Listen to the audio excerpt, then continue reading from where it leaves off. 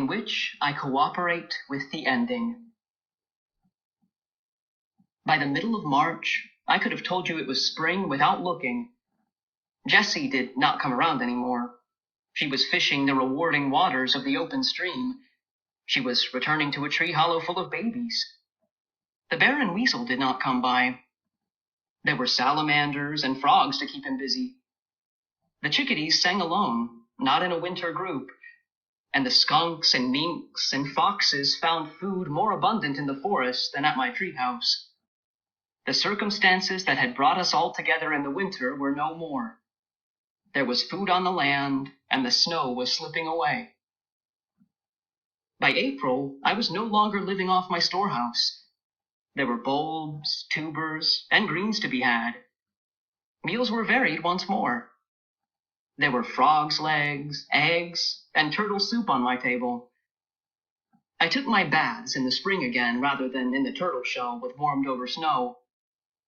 I plunged regularly into the ice water of the spring, shouting as my breath was grabbed from my lungs. I scrubbed, ran for my tree, and dried myself before the fire, shouting as I stepped into my clothes. Then I would sing. I made up a lot of nice songs after my bath, one of which I taught to a man who was hiking along the top of the gorge one day. He said his name was Aaron, and he was quiet and tall. I found him sitting on the edge of the cliff, looking across the valley. He was humming little tunes. He had a sad smile that never went away. I knew I would not have to hide from him just by looking at him, so I walked up and sat down beside him. I taught him my cold water song. I learned he wrote songs and that he was from New York. He had come to the Catskills for the Passover festivities and had wandered off for the day. He was about to go back when I sat down and said, "I heard you humming." "Yes," he said. "I hum a good deal. Can you hum?" "Yes," I replied. "I can hum. I hum a good deal too, and even sing, especially when I get out of the spring in the morning. Then I really sing aloud." "Let's hear you sing aloud." So I said, feeling very relaxed with the sun shining on my head, "All right, I'll sing you my cold water song."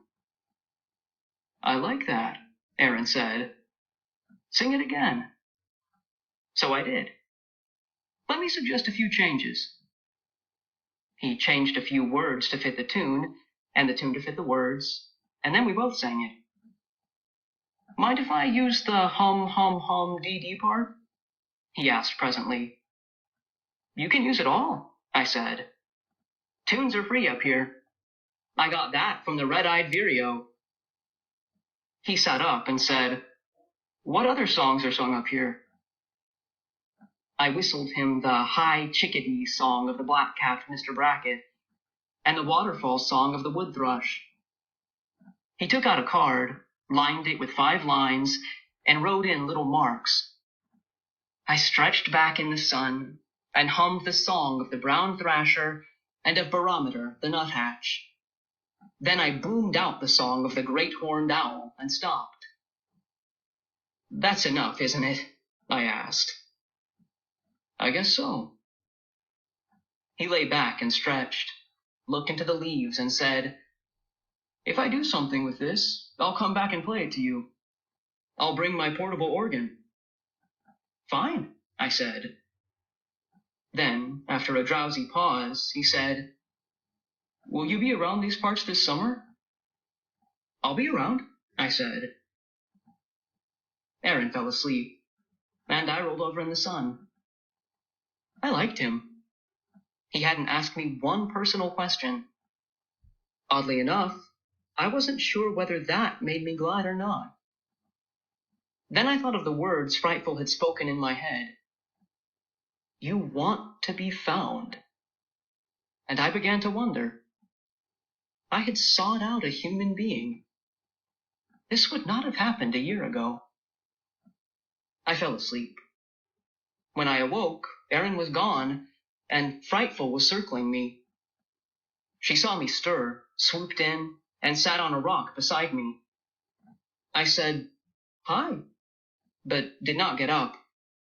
Just lay still, listening to the birds, the snips and sputs of insects moving in the dry leaves, and the air stirring the newly leafing trees. Nothing went on in my head. It was comfortably blank. I knew the pleasures of the lizard on the log, who knows where his next meal is coming from. I also knew his boredom. After an hour, I did have a thought. Aaron had said that he was up in the Catskills for Passover. Then it must also be near Easter, and Matt would be coming soon. I had not counted notches in weeks. A cool shadow crossed my face, and I arose, whistled for Frightful to come to my hand, and wandered slowly home, stuffing my pockets with spring beauty bulbs as I went.